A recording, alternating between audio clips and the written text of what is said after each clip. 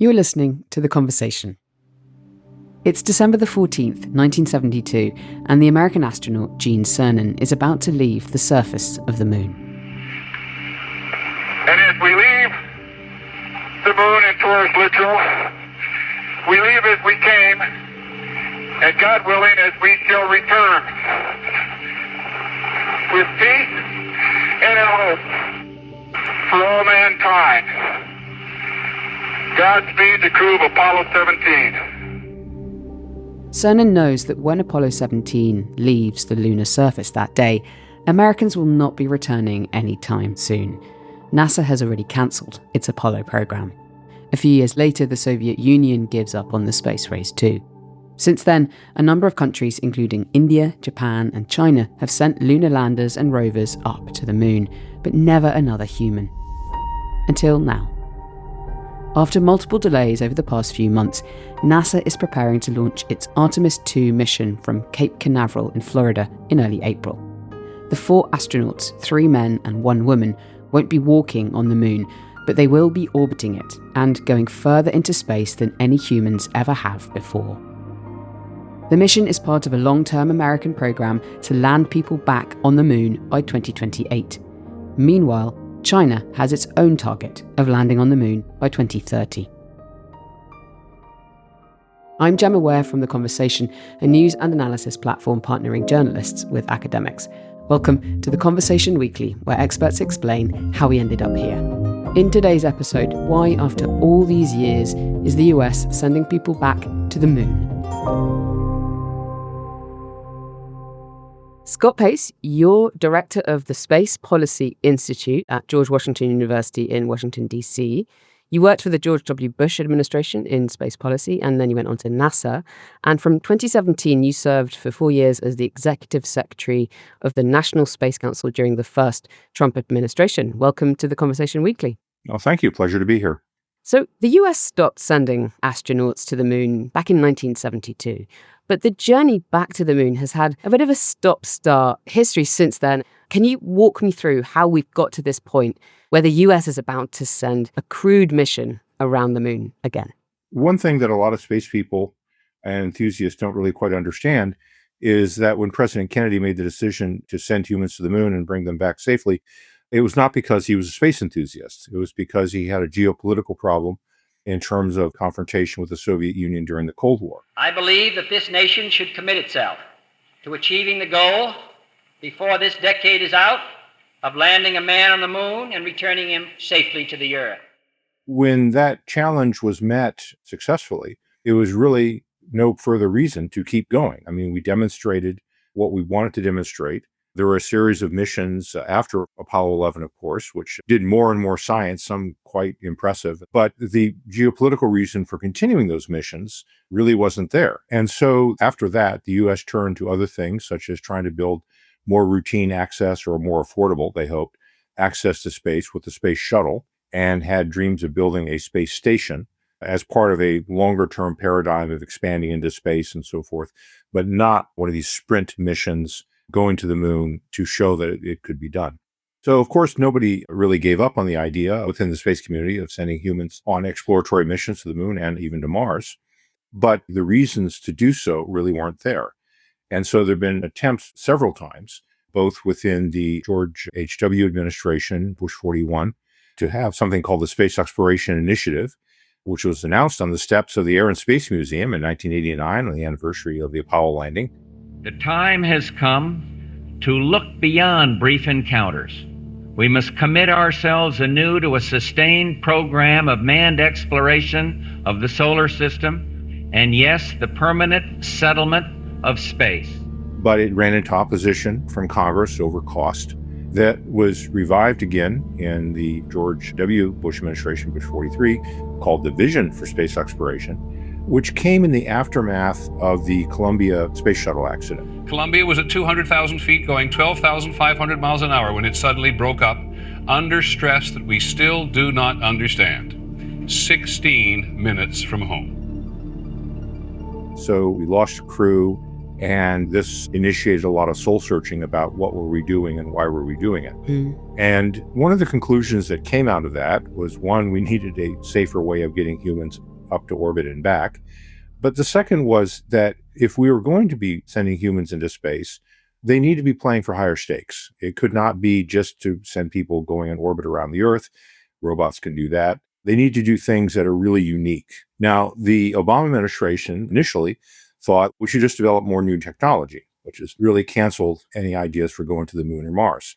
Congress, interestingly enough, pushed back and said, no, we really do want to keep going, and resulted in a commitment from the Obama administration to journey to Mars and to send missions to an asteroid and other things. In a speech at the Kennedy Space Center, President Obama defended his decision to cancel plans to send astronauts back to the moon.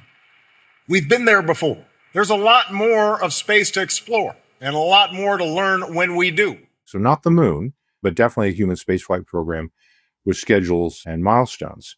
And one of the things in Trump 1 was an attempt to restart the moon and Mars effort. We will pursue our manifest destiny into the stars, launching American astronauts to plant the stars and stripes on the planet Mars. You say, well, you tried twice before. Why is the third time the charm? The reason I think I'm more optimistic on this time, having gone through the first two, was that this effort has much more of a clear geopolitical reason. The earlier efforts were still very much US-centric, NASA-centric, in the mold of Apollo, just maybe with newer technology. Today, the Space Policy Directive 1 that was issued in the Trump administration said, yes, go back to the moon and Mars, very familiar, but importantly, with commercial and international partners. And that was built into the foundation of the program. And the reason why this is important is because the world today is very different than the Cold War of the 1960s. The world today in space is much more globalized, much more democratized. Many more countries are involved in space. Many more entities are involved in space. Private sector capabilities in space are much more impressive. And so while the U.S. wants to be the leader in this effort, it knows that simply doing it with a NASA logo is really not sufficient. So the Artemis program, it was announced just a few months after your tenure began at the National Space Council. Take me back to that moment. No, I wrote the proposal text and I shopped it around the rest of my colleagues. I'd been thinking about this a long time, and I was pretty much in sync with the thinking of other areas that were going on within the building. And the president had asked Vice President Mike Pence to chair the National Space Council. So the executive order for that had been written and stood up. And then the vice president was very anxious to get moving. So part of the stated goal for Artemis is to secure a lasting presence on the lunar surface. Do you think there's really a rationale for nations to stay permanently at the moon now? Or will it be kind of raising flags, footprints that are left there for a long time? What's really different in the near to medium term, do you think? To be really honest, we don't know. If I can do kind of an academic analogy for a moment, think of a 2x2 matrix, but trying to answer the question of, do humans have a future in space? And the answer is either yes or no. And either answer is profound. It depends on two sub-questions. Can you live off the land, use local resources, or are you always dependent upon Earth? And the second is, can you do anything to pay your way? Or are you always dependent upon Earth? If both answers is yes, you can use local resources and do something useful. Well, then you get space settlements. You get permanent human activity beyond the Earth. If the answer to both questions is no, then space is like Mount Everest. It's a place of high adventure and symbolism, and people go there and take pictures, but nobody really lives there. If you can do something useful in space, it generates an economic return, but you always have to come home to Earth, then space is like a North Sea oil platform. A dangerous place, but a place where we go for economic reasons. But again, we don't permanently live there. If we can use local resources, but we always have to depend on the taxpayer, then space is like some version of Antarctica. It's like going to McMurdo Sound, McMurdo Station. You do science, you have a large presence there, but again, it's a constrained environment. Part of the purpose of exploration is to find out which of these human futures is possible. If it turns out there are economically useful things to do with the moon, then you can envision a transition, eventually from a government-led effort to one where, okay, private sector activities would be operating on the moon, mining helium-3 or shipping water back to refueling stations or other things. Or you can imagine, no, none of that really makes any sense. All right, We'll still have some science presence here, but we will press on to Mars. Is there a particular thing we would need to find or to do or to achieve in your mind to say, yes, okay, we're definitely going to settle, we're definitely going to keep this presence on the moon long term? One of the milestone issues, does, say, using local resources help lower the cost of ownership? We think there's water ice on the moon. It makes no sense to ship water from the moon back to Earth. That doesn't make any economic sense. However, water on the moon can be broken up into hydrogen and oxygen, which can be used as fuel for other craft in the area. So the cost of ownership of having a lunar platform or facility doing refueling in space, maneuvering satellites through space can be done possibly much cheaper.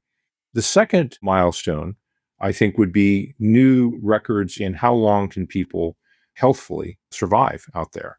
We've gone through maybe 1 year of zero gravity aboard space station, but there's a lot of bad things that happen. There's a lot of things about human biology we don't really understand.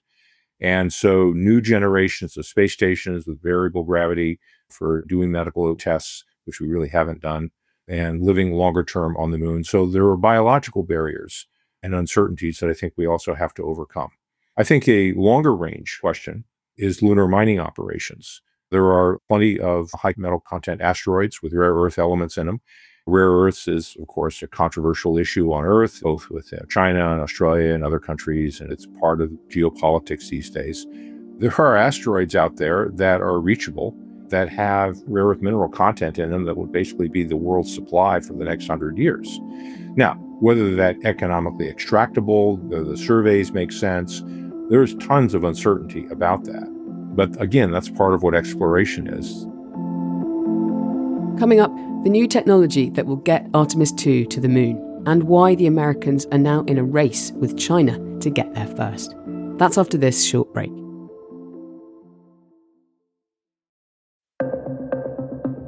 I was saved by God to make America great again. An autocrat loves a crisis. A crisis is the way that they mobilize their base. While America is under invasion from within, we're under invasion from within. He's testing the boundaries of what he can get away with. We should use some of these dangerous cities as training grounds for our military, National Guard, but military.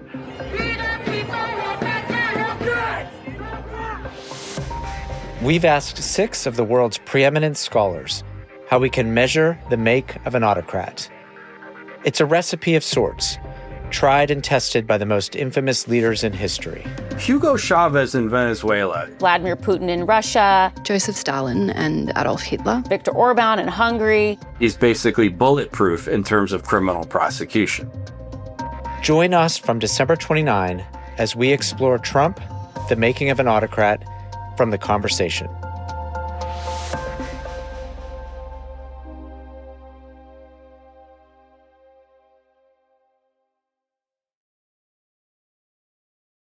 So, Scott, the Artemis II mission will be the first crewed mission of the Artemis program. Technically, what's had to happen to get to this point where we're about to send humans in orbit around the moon again? If we go back into the 1980s, 1990s, after the Challenger accident. At 11:40 a.m. this morning, space program experienced a national tragedy with the explosion of the Space Shuttle Challenger approximately a minute and a half after launch from here at the Kennedy Space Center. There was a lot of thinking about what do we do next? The shuttle is a brilliant technical success. It is utterly not an economic success. It did not achieve the low cost per flight that people wanted. So there was a lot of thinking about different vehicles that could be the shuttle successor.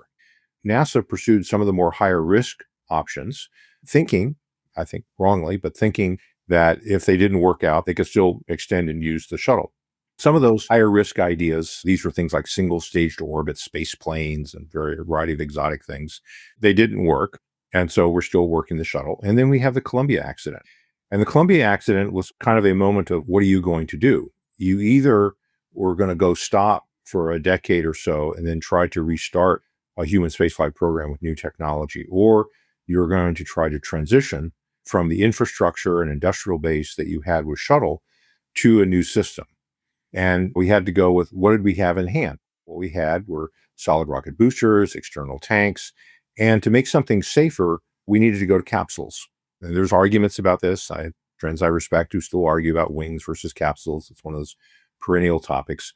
But a capsule with an escape system on board was one of the few immediate ways you could reach higher crew survival rates. You could increase safety a lot. So that drives you to using existing parts and components, using a capsule design. And then finally, you needed a really heavy lift vehicle. If you're ever going to go to Mars, every architecture study ever done says that you need the biggest, heaviest launch vehicle you can, things like 120, 130 metric tons. And there are certain things that simply can't be assembled in orbit. You have to put them up in one piece. You can do a lot with orbit assembly, and more now than we could back then. But all that leads to the current Space Launch System, the Orion capsule. Part of the controversy over the program, though, now, one, of course, is the high cost. Every time you build one of these vehicles, it is several $billion. But the other problem, which is more serious for me, is flight rate. That is, we can fly one of these things maybe every year, every 18 months. Congress has wanted 2 a year. Haven't been able to really do that yet. Not clear that can be done, just production limitation problems. And for me, the geopolitical purpose for being on the moon is to be there a lot. We and our friends and allies have influence in Antarctica and in the Antarctic Treaty System, in part because we put 3,000 people on the ice every summer. We have an influence over communications, logistics, what kind of electrical plugins people use, the kind of chairs in the cubicles that are in McMurdo Station. Being there, you mean, makes you have the influence. Right. Rules are made by people who show up. And if you show up maybe every year or so, that's not being there. And so flight rate to me is a problem. So what we're seeing now with Artemis is NASA and industry learning how to fly to the moon again, and then making a decision about what will be a sustainable future for doing this. The first goal is, can we do this and do it safely, get back, land on the moon, but then how do we sustain it? That is a current debate that will shape what happens after Artemis II. The SLS, the Space Launch System, is the rocket, the bit that gets us up there. Right. Do you think NASA should continue to rely on that for the rest of the Artemis program, or switch to using commercial alternatives? No, not at all. We need an off-ramp. That is, SLS was a bridging function from shuttle to flying around the moon again. So if you don't have a SLS heavy lift, what are you doing? And this is where our experience with Space Station, I think, now comes to help. We've gotten very good at assembling things in space, assembling things in orbit, building large structures. And so we have several different options. We, of course, hopefully have a Starship from SpaceX, have New Glenn from Blue Origin, even a more traditional contractor like United Launch Alliance. Well, there are new cargo systems coming online. Sierra Space has a kind of a winged unmanned cargo vehicle for going up and down. So we have multiple different ways of getting to low Earth orbit. And with different sizes, we can pretty much assemble whatever it is we need. So the need to have a single heavy lift vehicle of the size of SLS is not as acute as it once was. And those options weren't there in 2010 and even 2015. We were looking at the program. So we're basically implementing decisions that were made much earlier. We're going to hopefully learn from them, but we also are looking for new options. Do you think the next phase of the program to put humans back on the moon, do you think that might not use SLS? I think it will need SLS. I think it depends on how people continue to feel about beating the Chinese back to the moon. There's one school of thought that says we were at the moon 60 years ago. Next question. There's others who say, no, in the current geopolitical environment, being back there in the modern era before the Chinese is politically important. If that's the case, which seems to be the case, the human landing system using the Space Launch System is necessary. There's nothing you're probably going to get in time that'd be better than that. A longer question is, what is sustainable presence? If your geopolitical objective is to influence the development of cislunar space like we influence Antarctica, then SLS is probably not your answer. I'm probably more focused on the longer term strategic interests, but the reality is there's plenty of people who support the existing program within Congress, the existing industrial base, and the need to beat the Chinese back to the moon in the near term, that I think SLS is going to be there. Hence, my recommendation is not to fight that, but to say, all right, now tell me what happens next. How do we go about creating options such that we're not reliant upon this single large expensive system that doesn't fly as often as I'd like it to? Does it matter to you then if China beats the US to the moon? It matters to me if China drives all the standards and the operating norms and is there in a way that I'm not there. The issue of beating China back in the near term doesn't quite seize me as much as the longer term issue goes. And it's part of the problem I have with the term race. We had a space race in the past. What we have now with China is a much more longer term struggle because China has a very different view of the international diplomatic order, of the international economic order, military orders, spheres of influence.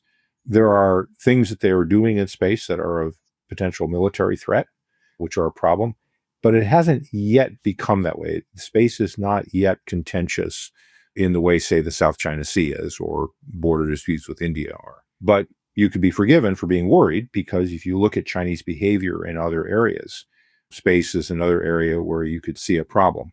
So space on the civilian and scientific side certainly has potential for cooperative activities, but the overall geopolitical structure and sets of interests do clash. And not quite yet sharply in space, but you can see it coming if there isn't really a change in worldview in Beijing. Do you think that using a commercial alternative like Starship by SpaceX as its Starship human landing system, that could actually help the US beat China to the moon? Oh, absolutely. Absolutely. And again, this is a question of when do you use governments and when do you use industry? And the story in space has been an evolution in time from totally government dominated because it didn't make economic sense for industry and the industry didn't know how to do it to an environment where more and more things have moved over to the private sector. That doesn't mean everything makes sense in the private sector, but it does mean that there is an evolution. It used to be sending satellites up was something only governments could do. Now private sector does. It used to be humans was only something governments can do. Now we have private sector. I would again make a distinction between commercialization and privatization. Commercialization is things where you generate non-government revenue. So things like Starlink.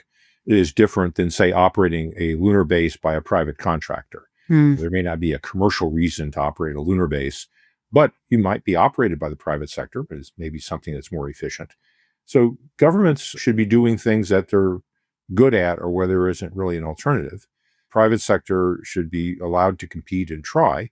They don't always succeed in things where maybe they can be more efficient and faster and more nimble. Some people may argue against that position, and they might wonder if private space companies with their own economic interests are heavily involved in kind of the next stage, the next development of space travel, then that may make it less science focused. It might make it more economic focused, and we might not do things that we would otherwise if governments were involved. And there's a question about ownership and who gets access globally, I guess. Where do you lie on that? So an analogy I sometimes use is Charles Darwin had a cabin on the Beagle. He didn't own the whole boat. And we should make room for scientists to be on these missions. And there's lots of actually cool science to be done along it. But the reasons we do things and the reason why even the Beagle existed is because of larger geopolitical concerns and interests. The private sector opens up more opportunities given a government interest in human space exploration than otherwise would be the case. So there's more opportunity for people to fly.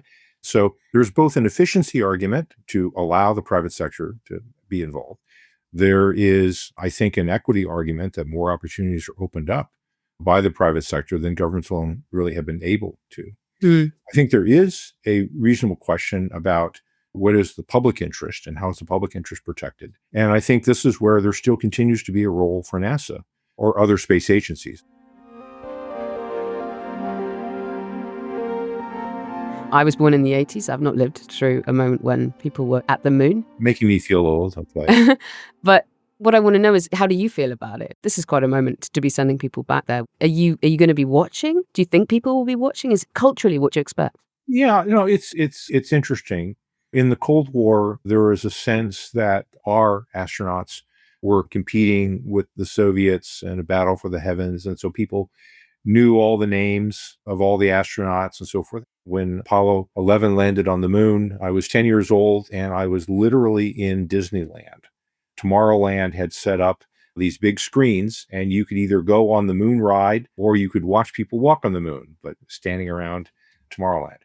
Now with Artemis, I think there's a sense of we want to have the future we were promised, one that does have adventure, a sense of awe, a sense of people doing really difficult things and coming together as a team to do things not necessarily in combat and war, but in something like science, which programs like the space station and others are among the most complex international efforts outside of war.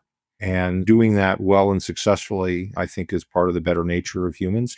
And when we fail at it, our failures are magnified as well. So I'll probably be watching it with maybe a little bit more attention than others. I've been through accidents and problems and things like that. So I'm probably not the average viewer, but I'll be certainly watching it keenly. We will be watching it too and hoping for the best. But thank you very much, Scott. It's been great talking with you. Appreciate your time. Thank you. Thank you. That's it for this week's episode of The Conversation Weekly. You can read more analysis by academics about the Artemis II launch and all things outer space at theconversation.com. This episode was written and produced by Katie Flood and me, Gemma Ware, and I'm also the show's executive producer. Sound mixing is by Eleanor Brezzi, and our theme music is by Nita Saal. If you'd like to get in touch with us, you can email us directly at podcast@theconversation.com. You can also sign up for The Conversation's free daily newsletter by clicking on the link in our show notes. The Conversation is a non-profit news outlet dedicated to sharing the work of academic experts with a wider audience. If you value what we do, please consider supporting us at donate.theconversation.com. That's donate.theconversation.com. And please do also rate and review the podcast wherever you follow us. It really helps us reach new people. Thanks very much for listening.